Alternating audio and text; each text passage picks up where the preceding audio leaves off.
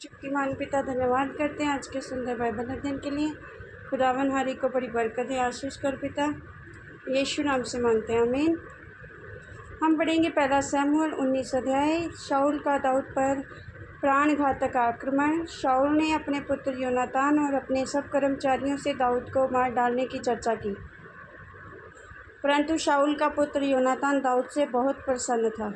योनातान ने दाऊद को बताया, मेरे पिता तुझे मरवा डालना चाहता है, इसलिए तू सवेरे सावधान रहना और किसी गुप्त स्थान में बैठा हुआ छिपा रहना, और मैं मैदान में जहाँ तू होगा वहाँ जाकर अपने पिता के पास खड़ा होकर उससे तेरी चर्चा करूँगा, और यदि मुझे कुछ मालूम हो तो तुझे बताऊँगा। योनातान ने अपने पिता शाऊल से दाऊद की प्रशंसा करके उससे कहा, हे राजा, अपने दास दाऊद का अपराधी ना हो, क्योंकि उसने तेरे विरुद्ध कोई अपराध नहीं किया, वरन उसने सब काम तेरे बहुत हित के हैं।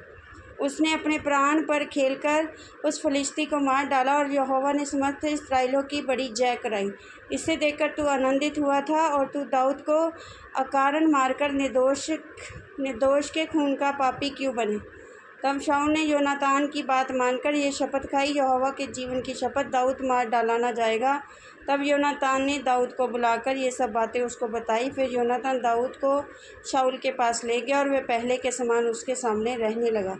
तब लड़ाई फिर होने लगी, और दाऊद जाकर फलिश्तियों से लड़ा, और उसने बड़ी मार से मारा, और वह उसके सामने से भाग गए। जब शाऊल हाथ में भाला लिए हुए घर में बैठा था, तब दाऊद हाथ से वीणा बजा रहा था। तब यहोवा की ओर से एक दुष्ट आत्मा शाऊल पर चढ़ा। शाऊल ने चाहा कि दाऊद को ऐसा मारे कि भाला उसे भेदते हुए भीत में धंस जाए, परंतु दाऊद शाऊल के सामने से ऐसा हट गया कि भाला जाकर भीत में धंस गया, और दाऊद भागा और उस रात को बच गया। तब शाऊल ने दाऊद के घर पर एक दूत इसलिए भेजे कि वह उसकी घात में रहें और सवेरे उसे मार डालें। तब दाऊद की स्त्री मीकल ने उससे ये कहकर जताया, यदि तू इस रात को अपना प्राण ना बचाए तो सवेरे मार डाला जाएगा। तब मीकल ने दाऊद को खिड़की से उतार दिया, और वह भागकर बच निकला। तब मीकल ने गृह देवताओं को ले चारपाई पर लेटाया, और बकरियों के रोए की तकिए उसके सिरहाने पर रखकर उसको वस्त्र उड़ा दिए। जब शाऊल ने दाऊद को पकड़ लाने के लिए दूत भेजे, तब वह बोली, वह तो बीमार है। तब शाऊल ने दूतों को दाऊद के देखने के लिए भेजा, और कहा, उसे चारपाई समेत मेरे पास ले आओ, मैं उसे मार डालूं। जब दूत भीतर गए, तब क्या देखते हैं कि चारपाई पर गैर देवता पड़े हैं, और सिरहाने पर बकरियों के रोए की तकिया है। अतः शाऊल ने मीकल से कहा, तूने मुझे ऐसा धोखा क्यों दिया? तूने मेरे शत्रु को ऐसे क्यों जाने दिया कि वह बच निकला है? मीकल ने शाऊल से कहा, उसने मुझसे कहा, मुझे जाने दे, मैं तुझे क्यों मार डालूं?